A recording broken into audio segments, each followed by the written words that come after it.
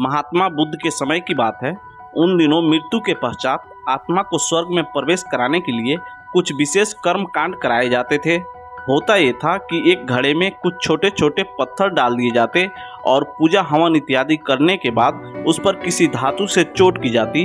अगर घड़ा फूट जाता और पत्थर निकल जाते तो उसे इस बात का संकेत समझा जाता कि आत्मा अपने पाप से मुक्त हो गई है और उसे स्वर्ग में स्थान मिल गया है।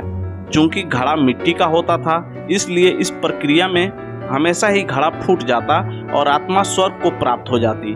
और ऐसा कराने के बदले में पंडित खूब दान दक्षिणा लेते। अपने पिता की मृत्यु के बाद एक युवक ने सोचा, क्यों ना आत्मा शुद्धि के लिए महात्मा बुद्ध की मदद ली जाए। वे अवश्य ही आत्मा को स्वर्ग दिलाने का कोई और बेहतर और निश्चित रास्ता जानते होंगे।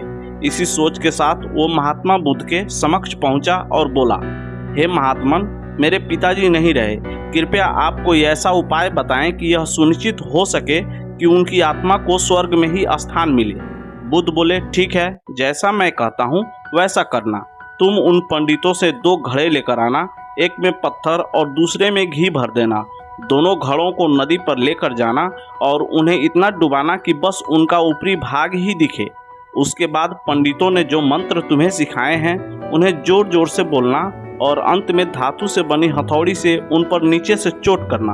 और ये सब करने के बाद मुझे बताना कि क्या देखा। युवक बहुत खुश था। उसे लगा कि बुद्ध द्वारा बताई गई इस प्रक्रिया से निश्चित ही उसके पिता के सब पाप कट जाएंगे और उनकी आत्मा को स्वर्ग की प्राप्ति होगी। अगले दिन युवक ने ठीक वैसा ही किया और सब करने के बाद वह बुद्ध के समक्ष उपस्थित हुआ। आओ पुत्र, तुमने क्या देखा? बुद्ध ने पूछा। युवक बोला, मैंने आपके कहे अनुसार पत्थर और घी से भरे घड़ों को पानी में डालकर चोट की। जैसे ही मैंने पत्थर वाले घड़े पर प्रहार किया, घड़ा फूट गया और पत्थर पानी में डूब गए। उसके बाद मैंने घी वाले घड़े पर वार किया, वह घड़ा भी तत्काल फूट गया और घी नदी के बहाव की दिशा में बहने लगा। बुद्ध बोले, ठीक है, अब जाओ और उन पंडितों से कहो कि कोई ऐसी पूजा यज्ञ इत्यादि करें कि वे पत्थर पानी के ऊपर तैरने लगें और घी नदी की सतह पर जाकर बैठ जाए। युवक हैरान होते हुए बोला, आप कैसी बात करते हैं? पंडित चाहे कितनी भी पूजा कर लें, पत्थर कभी पानी पे नहीं तैर सकता और घी कभी नदी की सतह पर जाकर नहीं बैठ सकता। बुद्ध बोले, बिल्कुल सही, और ठीक ऐसा ही तुम्हारे पिताजी के साथ है। उन्होंने अपने जीवन में जो भी अच्छे कर्म किए हैं वो उन्हें स्वर्ग की तरफ उठाएंगे और जो भी बुरे कर्म किए हैं वे उन्हें नरक की ओर खींचेंगे।